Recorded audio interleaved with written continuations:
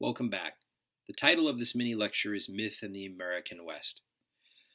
When I was a kid, when I grew up in the 80s and 90s, my understanding of the West was shaped by the images that were put in front of me, which is normal for a kid. But I grew up in a largely white community in an upper middle class home in a largely middle and upper middle class community in the suburbs outside of Chicago. We went into the city, other suburbs, and saw our rural relatives. And it's the 80s and the early 90s, so we didn't really travel to the West itself at all. And when I would be confronted with these things, it would be either what I would see on television, what my parents would show me, or what I would encounter in school with, again, all white teachers who had graduated in the 40s and 50s and that kind of thing.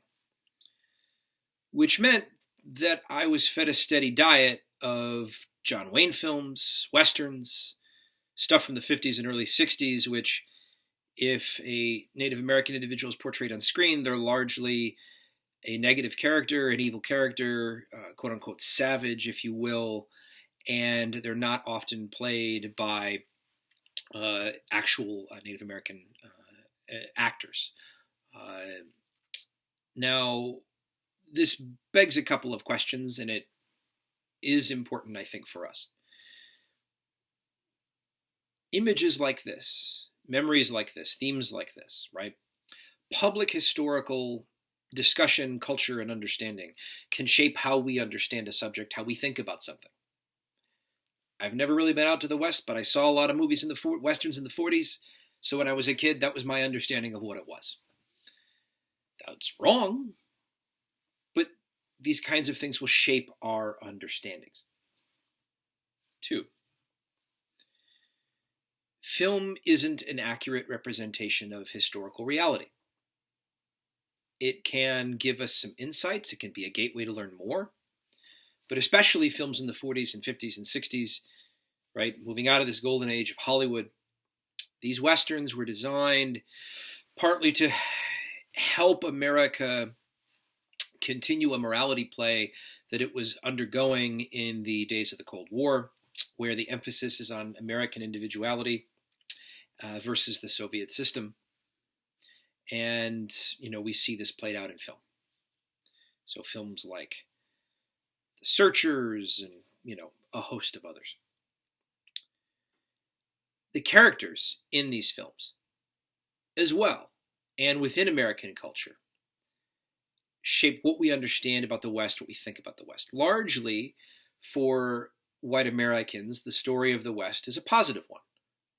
It is a story of expansionism and opportunity, a story of homesteading. Maybe you read Little House on the Prairie when you were a kid, and this is a positive story. This is a good story. But again, the actors here aren't pure. The images aren't, we need to consider the sides of these images. They're not positive wholly, and so there are difficulties. Cowboys, for example, largely depicted within Hollywood films since the 30s and 40s and 50s and before, tended to be disproportionately white, tended to be disproportionately connected to what we might call, aspects of medieval chivalry, right? Knights could do no wrong. Knights were chivalrous. Knights were good. So cowboys were chivalrous. Cowboys were good. They're good men, right? This idea. Most cowboys didn't look like John Wayne. If you've never seen him, Google him. His birth name was Marion Morrison. He grew up to be about 6'6", and he's a white guy from Iowa. Not all cowboys were 6'6" white guys from Iowa. Many were African American, many were Latino. There's a lot of different kinds of cowboys all over the U.S., what will become the U.S. Our understanding of Native Americans is inherently shaped by many of these films and by the conflicts that are encountered in the second half of the 19th century. We tend to think of Native Americans singularly as Plains Indians. This is inaccurate.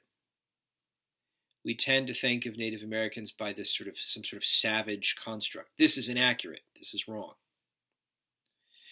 We tend also to think of the West as this singularly lawless place where everybody was armed, everybody was getting into a gunfight, and everybody was firing at each other. No, this is also, again, shaped by our understanding of things like Hollywood and movies and all this other stuff. There's gun control in some cases. We need to not mythologize the West. While it might be for some an era of opportunity to gain a farm that you might not have been able to get in some parts of the world, okay, you get that farm, but at what expense do you get it? For the indigenous people living across the American West, what do they have to endure for you to achieve happiness? This is the reality of the lived experience in the second half of the 19th century. What effect does the railroad have? What effect does the destruction of the buffalo have? What effect do these wars from the 1860s to the 1890s have? It is in many ways a sad and destructive story, not one that we should romanticize. Thanks so much.